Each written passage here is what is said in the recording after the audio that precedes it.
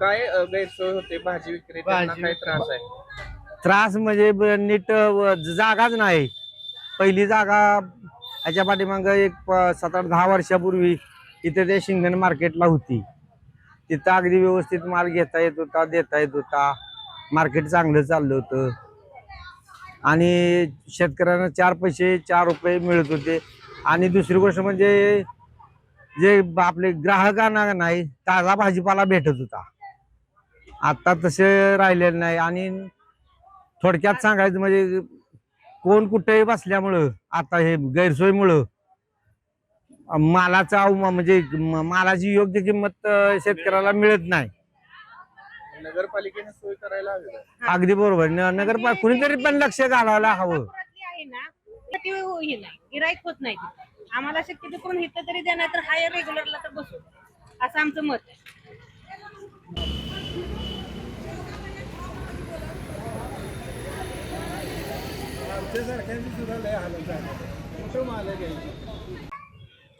मंडईला जागा व्यवस्थित नसल्या कारणानं काय नुकसान होत आहे? काही शेतकऱ्याचंही नुकसान आहे, व्यापाऱ्यांचं पण आहे, पण ज्यांचं ह्याच्यावर चाललंय त्या लोकांचं मोठं अवघड आहे. जागा द्यायला पाहिजे का नगरपालिकेने? द्यायला पाहिजे की, पण आपलं सुरक्षित चांगली जागा, आपला व्यवसाय होईल अशी जागा त्यांनी द्यावी आम्हाला. आता दिलेली जागा कुठे? जागा अजून कुठंच दिलेली नाही. नगरपालिका दुर्लक्ष करते. तसं आता काय सांगावं, त्यांचाही प्रयत्न चाललाय जागेबद्दल. आर्थिक नुकसान होतंय तुमचं? लय नुकसान झाले या 10-15 दिवसात का नाही.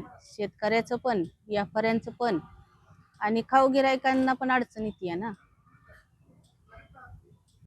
मलकापूरमध्ये जी भाजी मंडई बसत होती त्या ठिकाणी अपघात झाल्यानंतर ती भाजी मंडई बंद झालेली आहे. मात्र या भाजी विक्रेत्यांना योग्य अशी जागा अद्याप मिळालेली नाहीये.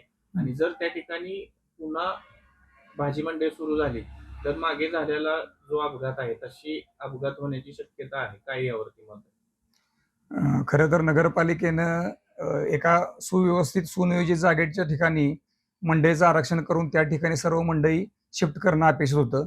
परंतु मलकापूर नगर परिषदेच्या विकास आराखड्यात चुकीच्या ठिकाणी जागा रिझर्व्ह केल्या गेल्या आणि त्या ठिकाणी मंडईवर अफाट खर्च करण्यात केला. वस्तुतः असा खर्च होणं हा नागरिकांच्या दृष्टीने सुद्धा तोट्याचं होतं आणि शहराच्या दृष्टीने प्रशासनाच्या दृष्टीने पण.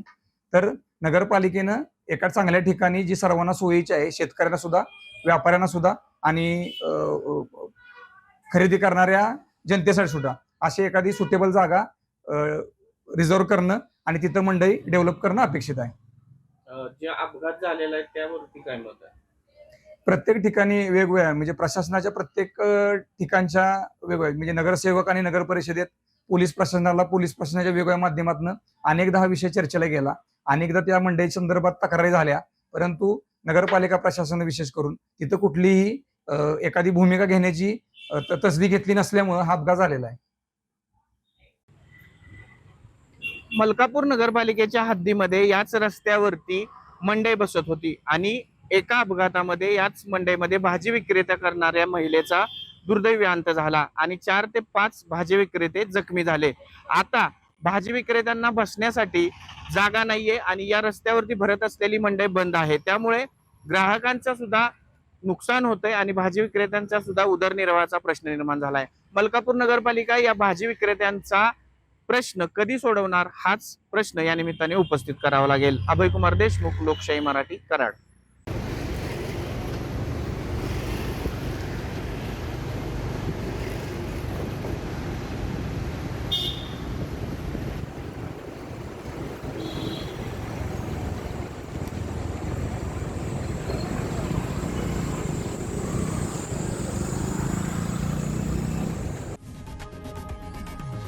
लोकशाही मराठी ऐका, पहा, जागरूक रहा.